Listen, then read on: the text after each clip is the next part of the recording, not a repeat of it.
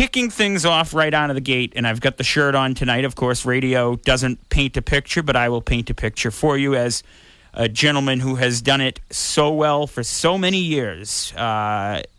Unfortunately, is not doing well. He is probably coming to the end. He is in hospice care. 2018 NASCAR Hall of Famer, class of 2018, Ken Squier.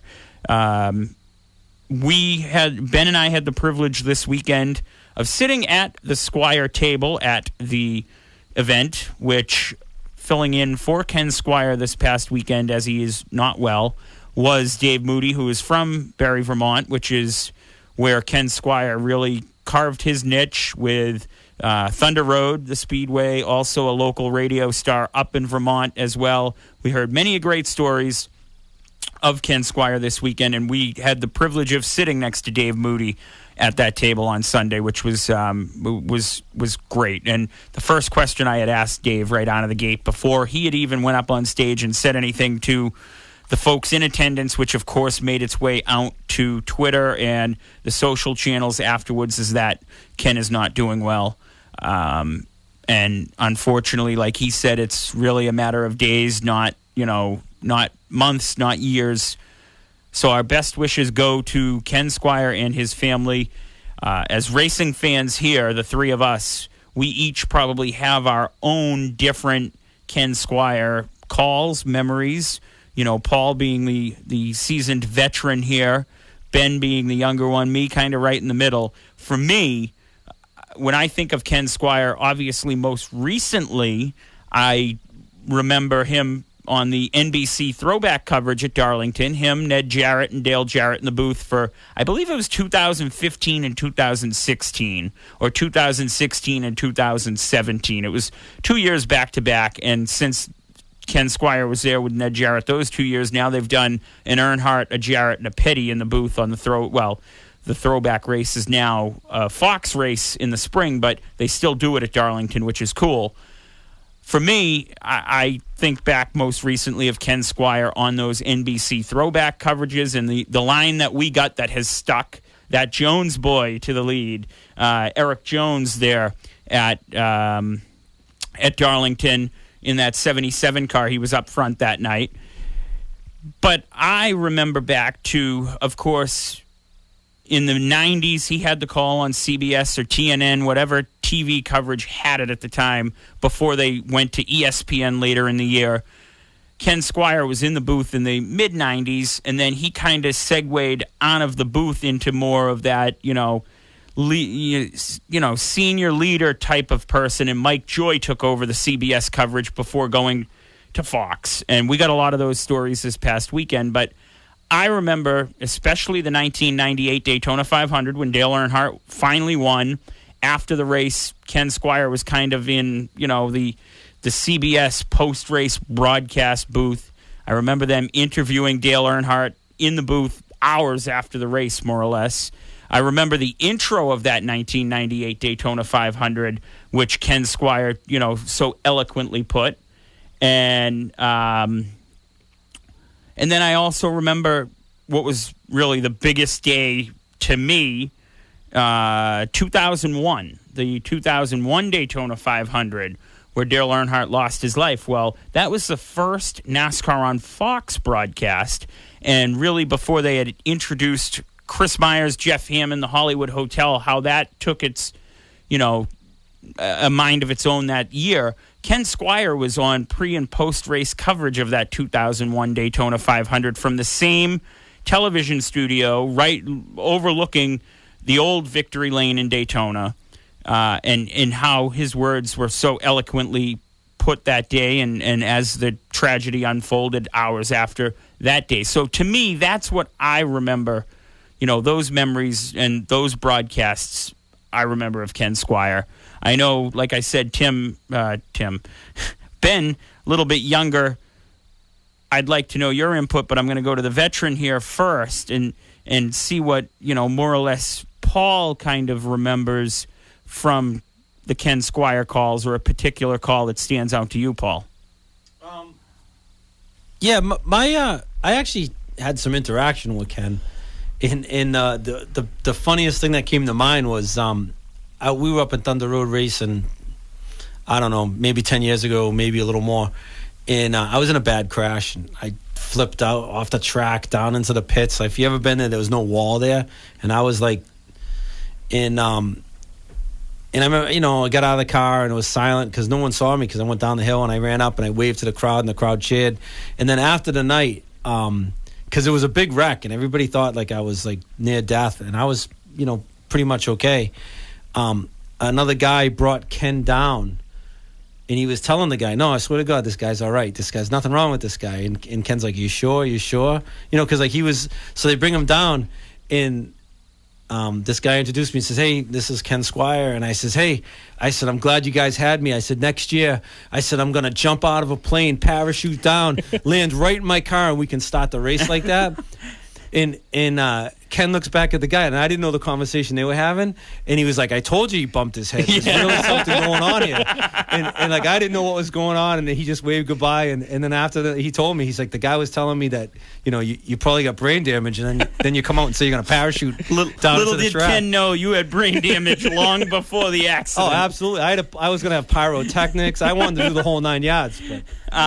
You mentioned a Ken Squier story. To now, of course, to this day, I continue to kick myself.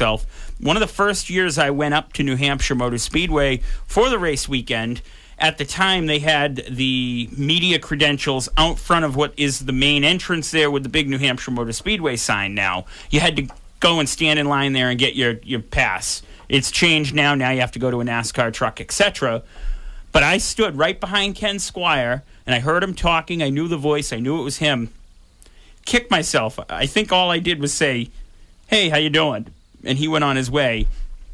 And next thing you know, he's introducing all the drivers during driver introductions with his just elaborate painting the picture of driver intros, which was so cool. So to me, I will continue to kick myself for really never getting to really talk to Ken Squier, just saying hi in passing there. Am I incorrect by... Would Ken Squier do the race broadcast at the track at New Hampshire? Yes, I remember his voice. I remember that. He did in the mid-2010s. Yeah. So he did driver intro, but I think you're, a name we both know, Pete Falcone.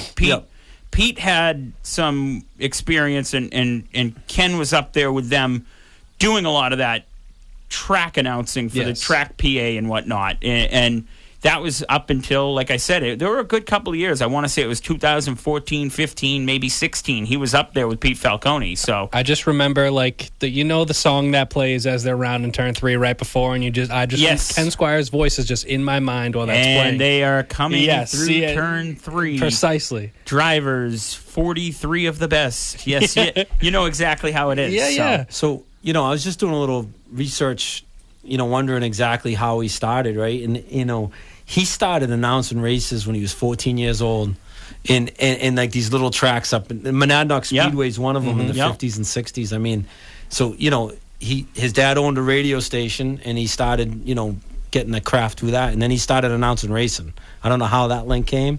But, I mean... It's crazy to think that's a long time. He came up with stock car racing, in a sense. Like, 100%. NASCAR's birth in 1948, whatever. He's doing that in the 50s and 60s. Like, he got on that immediately. It's crazy. So let's paint the picture a little bit, Ben. And obviously, we were up at the New England Racing Museum Sunday. The stories that were told, and you'll hear, of course, not to give too much thunder away from our conversations we've got coming up. I think they all mentioned Ken Squier in their conversations, but the day of and sitting there listening to those stories that were told, of course, up on stage you had Alan Bestwick emceeing the event. Alan Bestwick, a local Rhode Island guy, NASCAR on NBC, TNT for many years as well.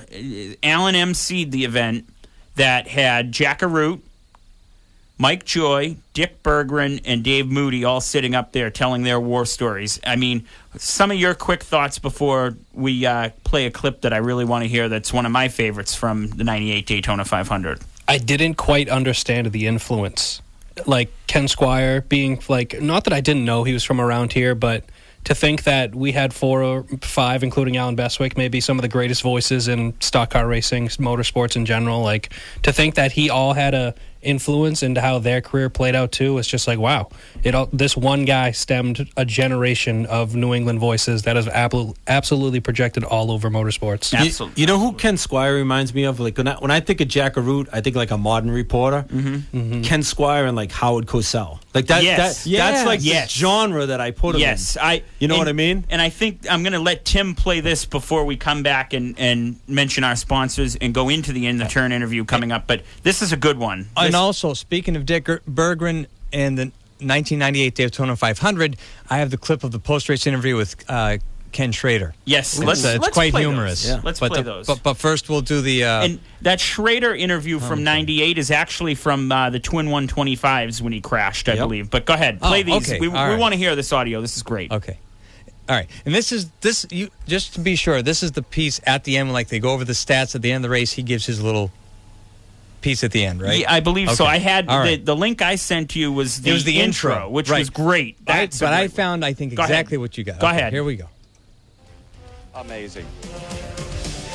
Larry Woody, one of the great racing riders, writes for the Tennessean, has said, Dale doesn't drive for the dough. He drives for the sheer enjoyment of it. He chases checkers like a beagle chases rabbits. Yeah. It's just his nature.